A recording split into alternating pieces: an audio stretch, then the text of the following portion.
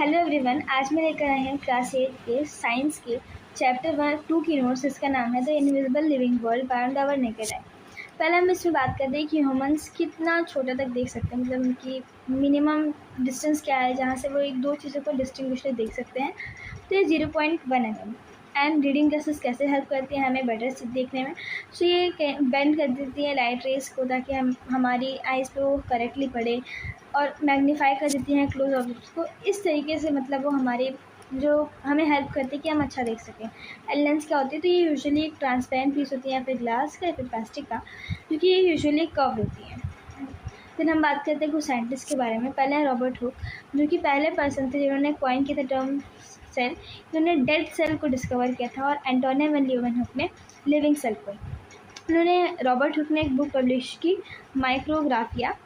And वहाँ पे उन्होंने बताया कैसे उन्होंने एक थिन स्लाइस ऑफ कॉर्क को ऑब्जर्व किया था। वहाँ पाया कि वहाँ पे छोटे छोटे स्पेसेस हैं जिन्हें उन्होंने नाम दिया था cell. And then Antonio van Leeuwenhoek, जिन्हें कहते हैं फादर ऑफ माइक्रोबायोलॉजी। ये ऐसे पहले व्यक्ति थे जिन्होंने लिविंग सेल को फर्स्ट टाइम क्लियरली ऑब्जर्व किया था, जैसे कि या तो बैक्टीरिया का सेल हो सकता है या फिर एक ब्लड सेल। देन हम बात करेंगे सेल की। तो ये ऐसा हमें पता है कि structure and functionality of life होता है। हर एक ऑर्गेनिज्म जो होते हैं वो सेल से बने होते हैं, और हर एक ऑर्गेनिज्म अपनी लाइफ को as a single cell start करता है। जैसे कि हम ह्यूमंस की बात करते हैं तो as a zygote. And cell differ करते हैं इन शेप एंड साइज, जो कि हम आगे पढ़ेंगे। फर्स्ट ऑफ ऑल नंबर में भी इनकी वैरायटी होता है। जो एक सेल से बने होते हैं उन्हें यूनिसेलुलर कहते हैं, जैसे कि ईस्ट हो गया, प्रोटोजोआ, बैक्टीरिया, ये सब। और जो एक से ज़्यादा सेल से बने होते हैं उन्हें मल्टी सेलुलर ऑर्गेनिज्म कहते हैं, जैसे कि प्लांट्स हो गए और हम एनिमल्स। अब सेल्स में मेनली 3 कंपोनेंट होते हैं। सो सेल मेम्ब्रेन हो गया, न्यूक्लियस और साइटोप्लाज्म। सेल मेम्ब्रेन क्या है? सेल की आउटर लेयर, जो कि इसकी पूरे सेल कंटेंट को एक साथ टुगेदर होल्ड करती है और इसकी शेप को मेंटेन करती है। देन ये इसे आउटर इन्वायरमेंट से प्रोटेक्ट करती है, और एक सेलेक्टिवली परमेबल मेम्ब्रेन है, मतलब ये कुछ ही चीज़ों का सेल में आर पार अलाउ करती है, मतलब ट्रांसपोर्टेशन अलाउ करती है। एंड ये एक सेल को दूसरे सेल से अलग भी करती है। ये पोरस होती हैं for the transportation. And then nucleus. So एक राउंड स्ट्रक्चर होता है, यूजुअली हमारा मिडिल में होता है, ज़रूरी नहीं है लेकिन यूजुअली। एंड ये हर एक एक्टिविटीज़ को रेगुलेट करता है, इसलिए इसे हम control centre of the cell कहते हैं, और ये डबल मेम्ब्रेन से सराउंडेड होता है। देन साइटोप्लाज्म, ये एक जेली लाइक सब्सटेंस होता है जो कि पूरे स्पेस फिल करता है हमारे सेल के बीच में प्रेजेंट होता है। सेल मेम्ब्रेन और न्यूक्लियस के बीच में जो स्पेस प्रेजेंट होता है, इसके अंदर मतलब ये कई सारे कॉम्पोनेंट्स ऑफ सेल होते हैं, जैसे कि हम बाद में पढ़ेंगे इसको नेक्स्ट फर्दर क्लासेस में, जैसे कि माइटोकॉन्ड्रिया, गोल्गी बॉडीज, ये सब। एंड इनके अंदर carbs, proteins, fat, mineral salts, ये सब प्रेजेंट होता है। ये इनके अंदर कई सारे लाइफ प्रोसेसेस हैपन होती हैं, इट टेक्स प्लेस। जैसे कि रेस्पिरेशन की बात करें हम। अब सेल वॉल, इसे 3 मेन कॉम्पोनेंट में नहीं लिया गया क्योंकि ये केवल सेल वॉल में ही प्लांट सेल में ही प्रेजेंट होती है। सेल वॉल ये उसे रिजिडिटी और स्ट्रेंथ प्रोवाइड करती है। एंड ये सेल के जो अंदर इनर पार्ट्स, जो डेलिकेट पार्ट्स होते हैं, उसे भी प्रोटेक्ट करती है। अब कुछ इंपॉर्टेंट चीज़ें हैं प्लांट सेल के बारे में, जैसे कि 2 यहाँ पे चीज़ों के बारे में बताया गया है। एक होता है हमारा प्लास्टिड और दूसरा है वैक्यूल। सो प्लास्टिड क्या होते हैं, मतलब usually tiny rod shaped structures होते हैं।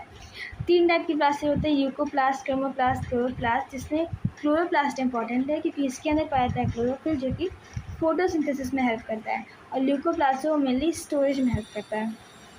देन वैक्यूल, तो एक लार्ज एम्प्टी लुकिंग स्पेस होते हैं जो कि हेल्प करते हैं स्टोरेज में and excretion of waste materials, as well as ये हेल्प करते हैं सेल को to maintain its rigid shape. इसे स्ट्रेंथ प्रोवाइड करते हैं और सपोर्ट प्रोवाइड करते हैं प्लांट को। देन ये डायग्राम इंपॉर्टेंट है, it can be asked. And इसका डिफरेंस, सो एनिमल सेल जो होता है वो यूजुअली प्लांट सेल, तो ये प्लांट से लार्जर होता है और ये स्मॉलर होते हैं। यूजुअली ये राउंड होते हैं और इरेगुलर होते हैं in shape, whereas plant cell जो होते हैं वो रेक्टेंगुलर और स्क्वायर होते हैं in shape. And cell wall animal cell में एब्सेंट होता है लेकिन प्लांट सेल में प्रेजेंट होता है। इनके पास स्मॉल या फिर नहीं होते वैक्यूल, और इनके अंदर बहुत ही लार्ज सेंट्रल वैक्यूल होता है, जो कि कभी कभी 90% तक इनके एरिया को कवर कर लेता है। एंड प्लास्टिड्स प्लांट सेल में प्रेजेंट होते हैं, एनिमल सेल्स में नहीं प्रेजेंट होते हैं। फिर बात करते हैं बैक्टीरियल सेल की। तो इन्हें ये प्रोकैरियोटिक सेल्स भी कहे जाते हैं, क्योंकि इनके अंदर एक वेल डिफाइंड न्यूक्लियर मेम्ब्रेन नहीं होती, इसलिए उनका न्यूक्लियस का जो मटेरियल होता है जैसे कि डीएनए वगैरह वो नेकेड होता है, और उस रीजन को हम कहते हैं न्यूक्लियोइड।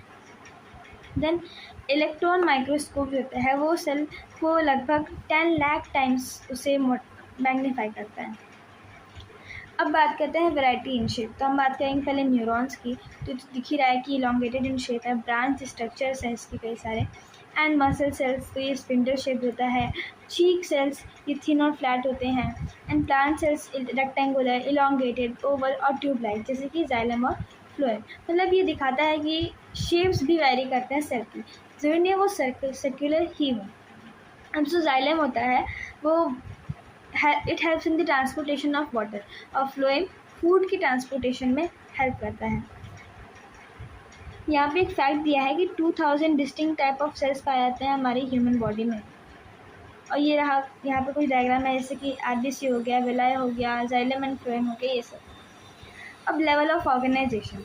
पहले होता है हमारा एक सेल, फिर कई सारे सेल्स मिलते हैं, ढेर सारे सेल्स मिलेंगे तो बन जाएगा हमारा टिश्यू, देन फिर ऑर्गन सिस्टम, देन ऑर्गेनिज्म। यहाँ पे छोटी छोटी डेफिनेशन भी दे रखे हैं इनके, तो ये देख लेना। देन हमने बात की थी कि हर एक ऑर्गेनिज्म अपनी लाइफ को एक सिंगल सेल की तरह लाइफ को बिगिन करता है, that is egg.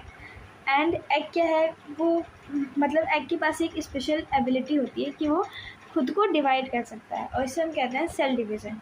Largest cell क्या है, वो ऑस्ट्रिच का अंडा जानती हैं, उसे हम लार्जेस्ट सेल जानते हैं। एंड इसके पास एक एक्स्ट्रा नॉन सेलुलर मटेरियल होता है, एक शेल होती है उसकी प्रोटेक्शन के लिए, और वाइट लिक्विड होती है जो को हेल्प करती है, मतलब जो इसके अंदर डेवलपिंग एम्ब्रियो होता है उसे हेल्प करती है, उसे नरिश करती है। अब आते हैं माइक्रो ऑर्गेनिजम्स पे। सो माइक्रो ऑर्गेनिजम्स 2 वर्ड से मिला है, माइक्रो मतलब छोटे, ऑर्गेनिजम्स मतलब ऑर्गेनिजम्स। तो ये हमारे आसपास हर जगह पाए जाते हैं, और इन्हें हम शॉर्ट फॉर्म में माइक्रोब्स भी कह सकते हैं।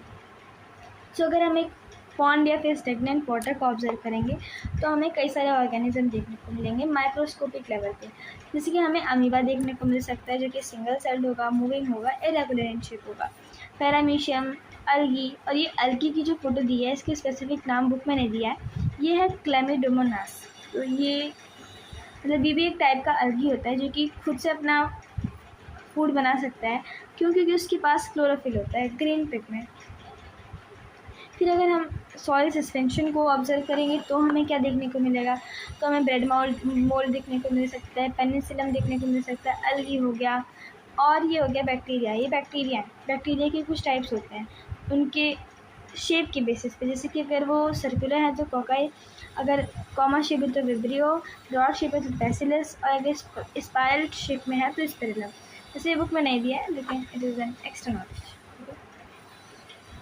अब टाइप्स ऑफ माइक्रोब्स। तो नंबर ऑफ सेल, देखो बैक्टीरिया यूनिसेलुलर होते हैं, मैंने बताया सेल के बारे में कि कौन से यूनिसेलुलर होते हैं, कौन से मल्टी सेलुलर होते हैं। एंड अब हम बात करेंगे वायरसेस की।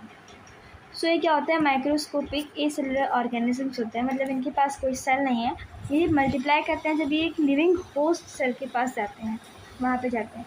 एंड ये इन्फेक्ट करते हैं प्लांट्स को, एनिमल्स को, या फिर बैक्टीरियल सेल को। इसका सबसे बड़ा एग्जाम्पल तो हम कोविड-19 जानते ही हैं, चिकन पॉक्स हो गया, एड्स हो गया। एड्स का फुल फॉर्म होता है एक्वायर्ड इम्यूनोडेफिशिएंसी सिंड्रोम। फिर माइक्रोब्स क्या होते हैं, अब माइक्रोब्स के बारे में कुछ फर्दर जानेंगे। सो एक फूड आइटम जो हमारे सड़ जाते रखे हम बाहर जब रखते हैं उनको, ये सब होता है माइक्रोब्स का है। माइक्रोब्स होते हैं वो एक्सट्रीम क्लाइमेटिक कंडीशंस जैसे कि हॉट स्प्रिंग्स या फिर कोल्ड जोन्स में भी पाए जाते हैं। अब इनका रोल क्या है इन्वायरमेंट को क्लीन करने में, तो हमें पता है कि जो एनिमल वेस्ट हो गया, बॉडी ऑफ डेड ऑर्गेनिज्म हो गया, ये सब को, इन सभी चीज़ों को डिकम्पोज करते हैं कुछ माइक्रो ऑर्गेनिजम्स, और इन्हें कन्वर्ट करते हैं into simpler form, break down करते हैं इन्हें, जिसे हम कहते हैं मैन्योर, एक डार्क कलर्ड मटेरियल। तो जब माइक्रोब्स इन्हें कन्वर्ट करते हैं एनिमल और प्लांट वेस्ट को इनटू मैन्योर, तो वो एक गैस को रिलीज़ करते हैं जिसका नाम है CO2। एंड बहुत ही हाई प्रोपोर्शन में, हाई क्वांटिटी में ये मीथेन गैस को भी रिलीज़ करते हैं, और यही मीथेन गैस रिलीज हुई है, इसे हम कहते हैं बायोगैस, जिसका हम यूज़ कर सकते हैं एज अ फ्यूल, मतलब इसे एज अ फ्यूल यूज़ किया जा सकता है for cooking, heating, generating electricity और व्हीकल्स को रन करने के लिए भी। देन आनंद मोहन चक्रवर्ती की बात होती है। ये एक साइंटिस्ट हैं, ज़्यादा तो इम्पोर्टेंट नहीं है, बस इनकी डिस्कवरी क्या थी, तो एक ऐसे स्पेशल बैक्टीरियम को इन्होंने डेवलप किया जो कि ऑयल स्पिल्स को ब्रेक डाउन कर सकते थे। देन ये एक फूड प्रोडक्शन के बारे में दिया एक्टिविटी नहीं लिखने की ज़रूरत है, लेकिन एक इम्पॉर्टेंट चीज़ है ईस्ट के बारे में। सो ईस्ट वार्म कंडीशंस में अच्छे से ग्रो करते हैं, ये तो पक्का पूछा जाता है। सो बता देती हूँ कि ईस्ट रिस्पायर करते हैं, ब्रेक डाउन करते हैं। जैसे कि हम एक बोल लेंगे, उसमें हम शुगर ऐड करेंगे और कुछ ईस्ट पाउडर ऐड करेंगे, और जब उसमें फ्लोर को मिक्स करेंगे ना, देन बाद में रखने के बाद हमें दिखता है कि डो राइज होता है। तो उसका रीज़न दे रखा है यहाँ पे कि ईस्ट रिस्पायर किया, उसने CO2 को रिलीज़ किया, एज वेल एज थोड़ा सा अमाउंट में अल्कोहल भी रिलीज़ होता है, और इसी को हम फर्मेंटेशन भी कहते हैं।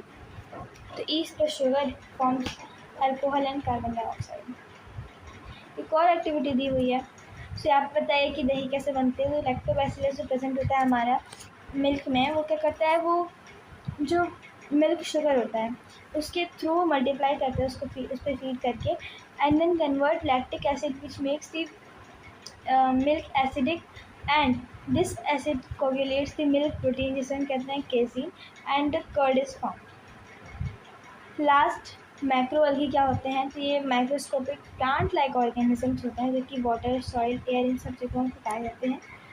ये more than half of the earth पे इतने ऑक्सीजन है, उससे उसका हाफ जो है ये माइक्रोअल्गी ही प्रोड्यूस करते हैं, हाफ से ज़्यादा। और ये न्यूट्रिएंट रिच होते हैं, इसलिए इनको एज अ मतलब ये एक्वेटिक एनिमल्स को एज अ फूड भी सर्व करते हैं। जैसे कि कुछ एग्जांपल्स दिए हैं, स्पिरुलिना, क्लोरेला, डायटम्स, ये सब as a health supplement humans भी यूज़ करते हैं।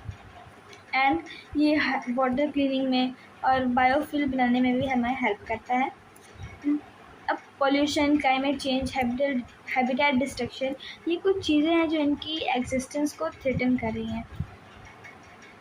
स्पिरुलिना के बारे में दिया है कि इसे हम सुपर फूड कहते हैं, फिर स्पेस फूड भी कहते हैं। मतलब स्पेस में जो लोग जाते हैं ना, उनको न्यूट्रिएंट्स चाहिए होते हैं, तो इसके लिए उन्हें स्पिरुलिना खाने के लिए दिया जाता है, क्योंकि ये बहुत ज़्यादा न्यूट्रिएंट रिच होता है। इसके अंदर विटामिन B12 पाया जाता है और बहुत सारा प्रोटीन है इनके अंदर, जो कि मतलब इनकी जो पूरी बॉडी वेट है उसके 60% से ज़्यादा इनके पास प्रोटीन ही होते हैं। तो यहाँ पर कुछ स्टेप है कि कैसे तुम अपने घर पे ग्रो कर सकते हो, not that much of important. Last, preservatives क्या होते हैं, तो हमने देखा होगा कि माइक्रोब्स होते हैं वो पिकल्स वगैरह को, मुरब्बास को जो है वो इन्फेक्ट नहीं करते हैं। क्यों? क्योंकि उनके अंदर बहुत ज़्यादा अमाउंट में सॉल्ट या शुगर कंसनट्रेशन बहुत ज़्यादा होता है, जो कि माइक्रोब्स को अलाउ नहीं करता उस ऐसे कंडीशन में ग्रो करने का। सो लास्ट में दिया हुआ है कि इंडियन टेक्स्ट में हमने देखा वेदास में क्रीमी मतलब टाइनी आइडेंटिटीज़, मतलब हमें वेदास में भी माइक्रो ऑर्गेनिजम्स का जिक्र देखने को मिलता है। यहाँ पे टाइनी एंटिटीज़ को कहा गया क्रीमी, जो विजिबल थे उन्हें दृश्य, जो इनविजिबल थे उन्हें अदृश्य बोला गया। और कौन से वेद में पाया गया है, इट इज़ इम्पॉर्टेंट, ये अथर्ववेद में पाया गया। और इसी के साथ चैप्टर ख़त्म होता है। So thank you for watching this video. और अगर तुम्हें नोट्स अच्छी लगी हो तो मैंने इसकी लिंक डिस्क्रिप्शन में लगा दी है, तुम वहाँ से जाके प्रॉपर्ली नोट्स बना सकते हो। एंड अगर तुम्हें वीडियो अच्छी लगी तो सब्सक्राइब और लाइक करना मत भूलना। That's it, bye.